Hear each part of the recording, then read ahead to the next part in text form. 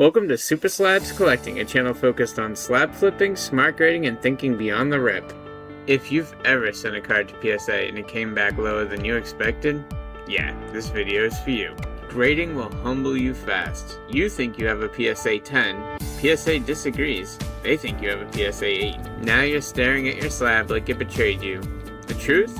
Most grading mistakes happen before the card ever leaves your house. So today, I'm walking you through exactly what I look for before I send a single card to get graded. Let's start with the tools you'll need. You don't need a laboratory, you don't need NASA equipment. But if your grading cards are just your eyeballs and a ceiling fan light from 1998, we need to talk. First thing you'll need, a magnifying glass, preferably one with a built-in LED light. 10 times to 30 times magnification is perfect because surface flaws are sneaky. Scratches that looked invisible will look like the Grand Canyons under magnification.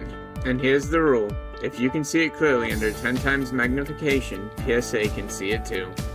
If you need 30 times to barely notice it, you might have a shot at a PSA 10, but it still might hurt your grade. Don't assume small means harmless. The next tool I want to talk about is lighting. Lighting is everything. Not yellow light, not romantic dinner light, bright white LED light. And here's what you do, hold the card flat and then slowly tilt it under the light. Surface scratches reveal themselves when the light hits at an angle. If you only look straight down at it, you're missing half the story. Surface flaws are like ghosts, they show up when you move. Now let's talk about a third tool that I don't actually use, a centering check. Centering is important, you can buy a centering tool, they're cheap, they work.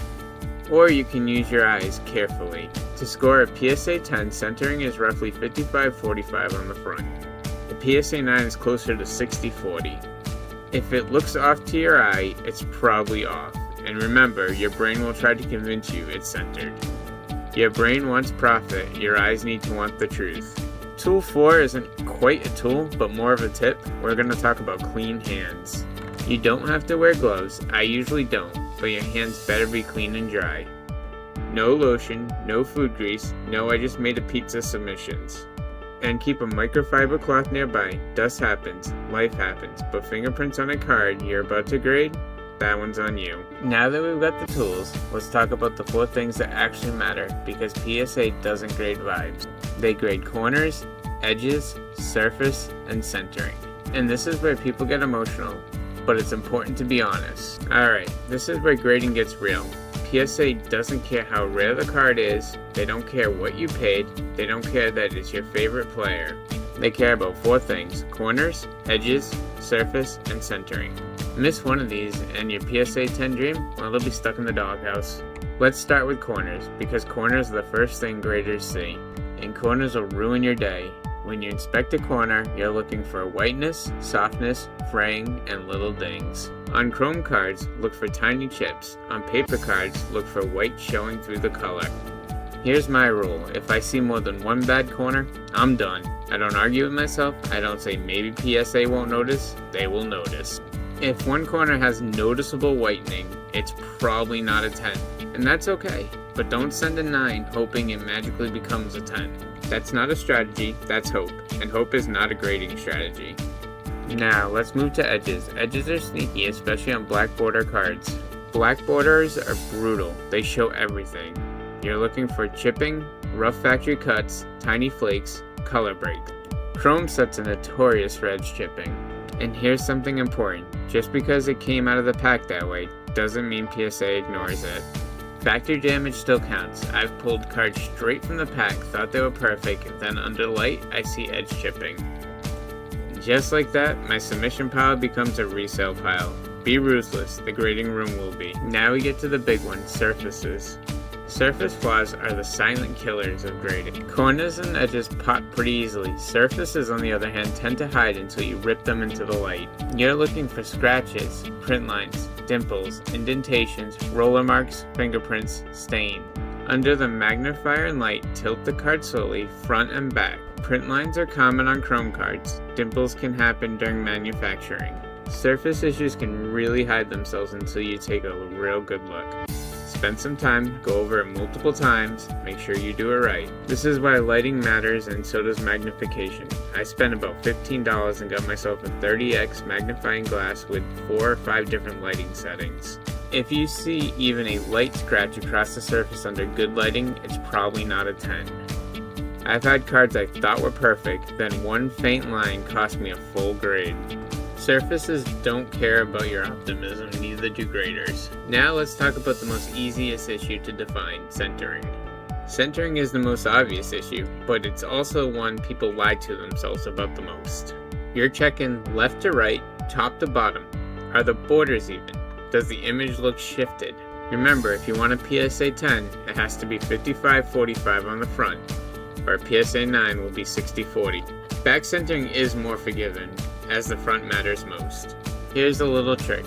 Take a picture of the card, flip it horizontally. Sometimes your brain notices imbalances better that way. If it looks slightly off, zoom in, measure it. Don't guess. Guessing is expensive. Now, here's the part nobody likes to talk about. The card might pass all 4 checks, but you still need to pass one more test, your own honesty. The hardest part of grading is being honest. Not corners, not edges, not service. Honesty. Because the biggest threat to your grading success is you. I get it. When you buy a card, you're excited. You see upside, you see profit, you see PSA 10 comps dancing in your head. Your brain wants it to be a 10, so it starts negotiating. It's just a tiny bit off center. That whitening isn't that bad. That scratch is probably just dust. No, stop it. If you have to talk yourself into it, don't send it. If you notice more than one issue, don't send it. If something makes you pause for even 2 seconds, that's your answer. Because grading is not about optimism, it's about discipline. Here's my personal rule and how I approach it. I only send cards that look nearly perfect. Not pretty good, not solid, nearly perfect. Because here's the reality. I hit a PSA 10 around 50 to 60% of the time. That means half the time, I don't hit a PSA 10.